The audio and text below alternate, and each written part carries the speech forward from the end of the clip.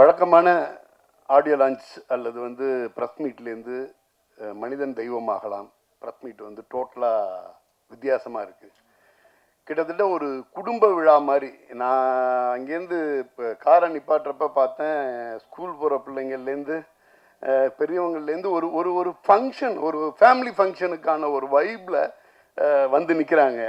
அது வந்து என்னென்னா, இந்த படம் ஸ்டார்ட் பண்ணதுலேருந்து ஒட்டுமொத்தமாக நான் இதில் வந்து என்னென்னா, இந்த படத்தில் காட்டப்படக்கூடிய ஒரு கிராமம், அந்த கிராமம் கூட நான் என்ன நினச்சேன்னா, எடுத்தோன்னே வந்து அந்த கிராமத்தை வந்து ரொம்ப டீட்டெயில் பண்ணி ஒரு ஷார்ட் வச்சு எக்ஸ்பிளைன் பண்ணியிருந்தார்.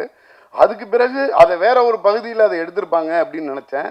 ஆனால் முழு படமும் அந்த பகுதியிலேயே எடுத்ததாக சொல்லியிருந்தாங்க.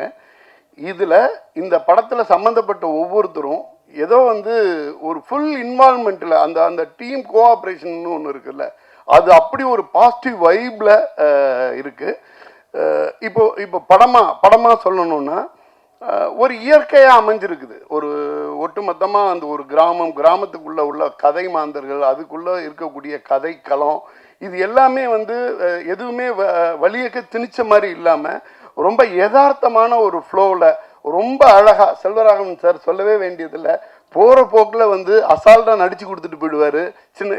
ஒரு சின்ன கதாபாத்திரம் கிடைச்சிச்சுனாலே அதில் வந்து அவரோட முத்திரை வந்து தனியாக இருக்கும். ஒரு முழுநீள கதாநாயகனா, கதையின் நாயகனா அவர் வந்து ரொம்ப அழகாக டெலிவர் பண்ணார்.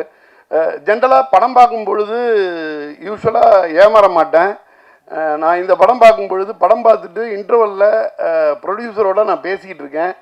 எனக்கு அப்புறமா தான் தெரிஞ்சிச்சு செல்வராகவன் சாரோட கூட பண்ணிகிட்டு இருக்கிறது வந்து ப்ரொடியூசர்னு. அவர் ஒரு கார்பரேட் கை. இந்த பக்கம் பார்த்தீங்கன்னா திடீர்னு பரோட்டாவுக்கு ஆர்டர் கேட்டுட்டு இருப்பார், நொங்கு வித்துட்டு இருப்பார்.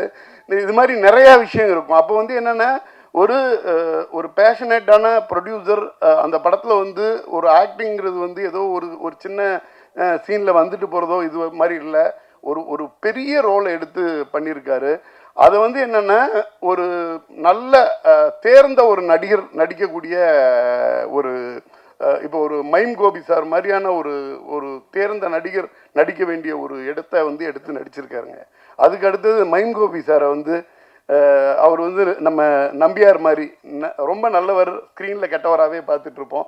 அந்த மாதிரி அப்படி ஒரு வில்லனா இந்த படத்தில் வந்து உருவகப்படுத்தியிருக்காங்க. நிறைய மைம் கோபி சாரை பற்றி நான் புதுசாக சொல்ல வேண்டியதில்லை. அவரை வில்லனா பார்த்தேன், எனக்கெல்லாம் ஹீரோவை பார்க்கணுன்னு ஆசை இருக்குது. சீக்கிரம் நிறைய படம் பண்ணுங்க. மைம் கோபி சார் மாதிரியான ஒருத்தரெல்லாம் வந்து ஹீரோவாக உள்ளே வரும் பொழுது அவருக்கான ஸ்கிரிப்ட் வந்து இங்கே உள்ள அசிஸ்டன்ட் டைரக்டர் இவங்களுக்கெல்லாம் வந்து எக்கச்சக்கமாக வந்து விழுவும் அப்படின்னு நான் நம்புகிறேன். இந்த படத்துக்குள்ளே பார்த்தீங்கன்னா ஒய்ஜி மகேந்திரன் சாரெல்லாம் வந்து ஒரு யங் டீமை சப்போர்ட் பண்ணுறதுக்கு ஒரு டைம் ஒதுக்கி வந்து உட்காந்து பண்ணிகிட்டு இருக்காங்க.